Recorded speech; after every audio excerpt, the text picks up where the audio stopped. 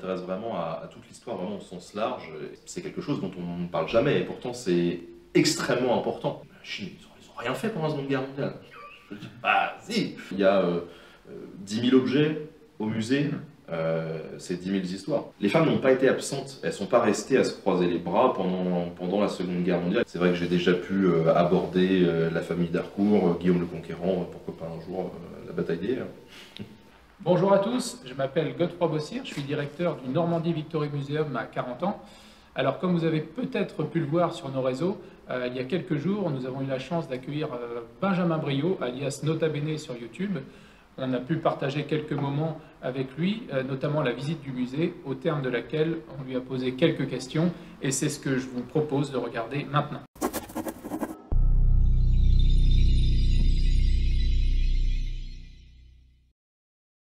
Benjamin, bien le bonjour. Merci de nous honorer de ta présence ici au Normandie Victory Museum. Merci de passer chez nous. Normandie Victory Museum, musée de la bataille des haies. Alors, bataille des haies, est-ce que ça t'évoque quelque chose?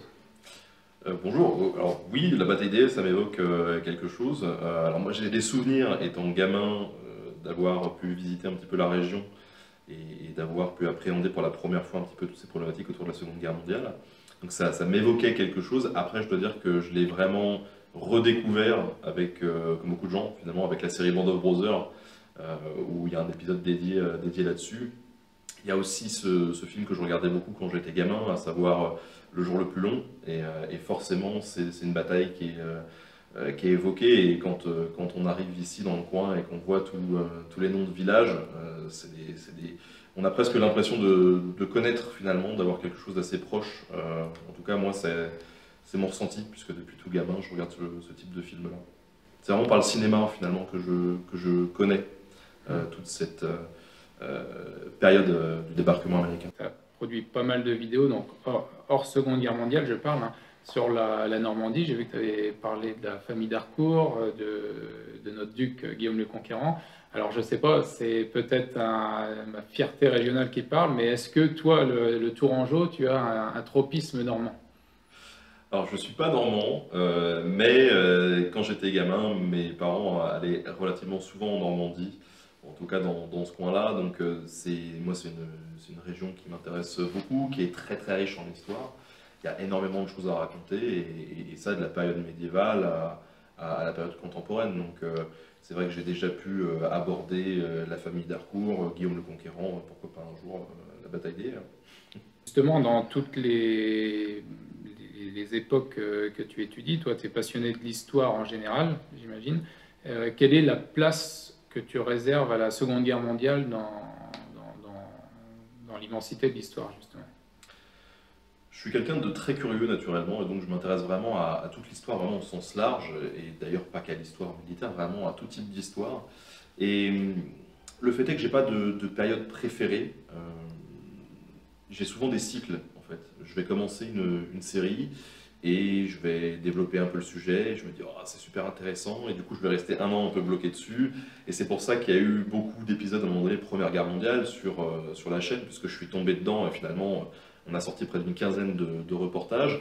Sur la Seconde Guerre mondiale, ça a été un petit peu moins le cas, mais on l'a quand même abordé, notamment à travers le prisme de la France résistante. J'ai beaucoup travaillé avec l'Ordre de la Libération à Paris pour mettre en avant les compagnons de la Libération, y compris Berthier Albrecht, qui est mis en valeur ici dans ce musée.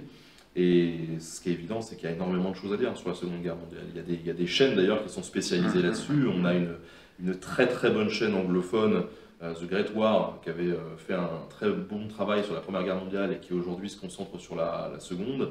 Il y a pas mal de chaînes YouTube qui sont spécialisées sur la reconstitution d'uniformes notamment. Et il y a énormément de choses à dire. Moi je pense que Nota Bene, j'ai déjà fait 300 vidéos en 6 ans. Je pense que même si ça dure 40 ans, j'aurais pas épuisé le filon de l'histoire. Mais en vrai, si je m'étais concentré sur la Seconde Guerre mondiale, je pense que je ne l'aurais pas épuisé non plus. Il y a tellement de choses. Et on le voit ici, enfin, il y a 10 000 objets au musée, c'est 10 000 histoires. Donc il y a énormément de choses à dire.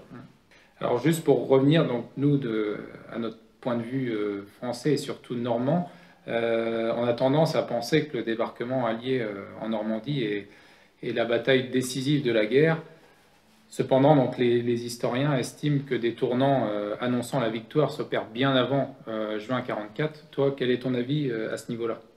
Alors, je ne suis pas un spécialiste de la Seconde Guerre mondiale, donc c'est toujours compliqué. Et à vrai dire, je traite tellement de sujets que souvent les choses rentrent et après ressortent. Il faut que je me replonge un petit peu dedans. Ce qui est sûr, c'est qu'on a souvent tendance à résumer l'action américaine au 6 juin et à se borner à cette action-là. Et à peut-être à surévaluer aussi ce rôle-là du débarquement américain. Euh, En tout cas, de mon point de vue, j'ai l'impression que dans la manière de narrer cette Seconde Guerre mondiale, on occulte souvent les théâtres d'opérations extérieures, par exemple. Tout ce qui s'est passé en Afrique, par exemple, tout ce qui s'est passé dans le Pacifique, c'est des choses que, en tout cas, dans la société française, on a tendance à moins mettre en valeur, alors que ça a eu une importance absolument capitale. Le front de l'Est, c'est quelque chose dont on ne parle jamais, et pourtant c'est extrêmement important. Il n'y a pas si longtemps que ça, c'était peut-être même la semaine dernière, j'ai un copain qui me disait, je lui disais, ah oui, et puis la Chine pendant la Seconde Guerre mondiale, il me dit, la Chine, ils ont rien fait pendant la Seconde Guerre mondiale. Je dis, bah si, mais c'est juste qu'on n'en parle pas beaucoup, on parle pas beaucoup en France, quoi. Donc on a tendance à avoir une vision très étriquée, très franco-française, mais en même temps c'est normal, on a eu une histoire extrêmement violente sur notre territoire pendant ces années-là. Il y a énormément de choses qui se sont passées. On a vraiment été le point focal à un moment donné de l'action sur le théâtre occidental. Donc c'est normal qu'on s'intéresse à ça, mais on gagnerait à élargir un petit peu les horizons et à voir ce qui s'est passé ailleurs, parce qu'on n'était pas tout seul à souffrir pendant cette période-là. Alors pour finir, je vais rebondir sur une vidéo que tu avais postée en mai 2018. C'était une vidéo un peu coup de gueule en réaction à la polémique concernant la présence de personnages féminins dans le jeu vidéo Battlefield 5. Donc tu as pu voir, puisqu'on vient de visiter le musée, qu'on a une nouvelle expo dédiée justement au rôle des femmes dans la guerre, un rôle qui ne s'est pas limité du tout à l'arrière du front. Quel est ton regard à ce sujet? Est-ce qu'il a évolué depuis mai 2018? En mai 2018, j'avais donc sorti une vidéo sur Battlefield 5 en revenant sur une polémique qui avait un petit peu éclaté, puisque dans le jeu vidéo Battlefield 5, on pouvait incarner des femmes qui allaient au front et qui dézinguaient un petit peu tout. Voilà. Et il y a pas mal de joueurs qui sont montés au créneau en disant mais c'est quoi ça? Ils réécrivent l'histoire, c'est n'importe quoi. Il n'y avait que des hommes qui se battaient. Bon, euh, le premier constat que j'avais fait et qui est toujours d'actualité, c'est que c'est un jeu vidéo. Et dans les jeux vidéo, euh, on fait ce qu'on veut. Et surtout, un jeu vidéo, il est fait par nos contemporains à nous. Et donc, il délivre aussi un message qui s'inscrit dans notre contemporanéité. Donc, le fait que les femmes soient mises en avant, c'est normal, parce que dans nos sociétés actuelles, on met aussi les femmes en avant.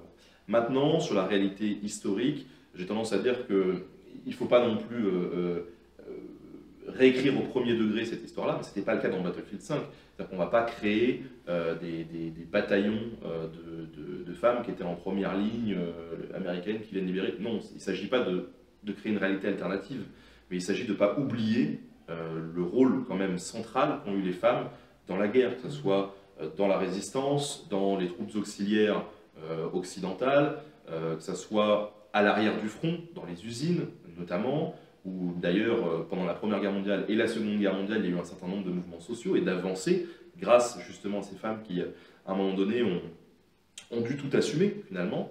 On peut revenir aussi sur les femmes combattantes sur le front de l'Est. Les femmes n'ont pas été absentes, elles ne sont pas restées à se croiser les bras pendant la Seconde Guerre mondiale et pendant les autres conflits. Finalement, même ça a toujours été le cas. Et ça, on a tendance un peu à avoir toujours une vision un peu patriarcale, on va dire, de cette histoire, un peu macho. Voilà, il ne s'agit pas de réécrire l'histoire, mais heureusement les choses évoluent. Mais il ne faut pas oublier ce rôle-là non plus. Et des femmes comme Bertolt Albrecht se sont battues pour la France, pour leur pays. Et je pense que c'est dommage de minimiser leur rôle aussi. Maintenant, la question autour du jeu vidéo, c'est une question qui est un peu... On n'est pas vraiment dans cette réécriture de l'histoire-là. On est plus dans une interprétation pour délivrer un message contemporain. Donc c'est un poil différent. Et je pense que beaucoup de joueurs, finalement, râlaient plus sur cette vision un peu macho qu'ils ont de la guerre, plutôt que sur une réécriture au sens premier du terme de l'histoire. Nota Bene, merci beaucoup. Merci à vous.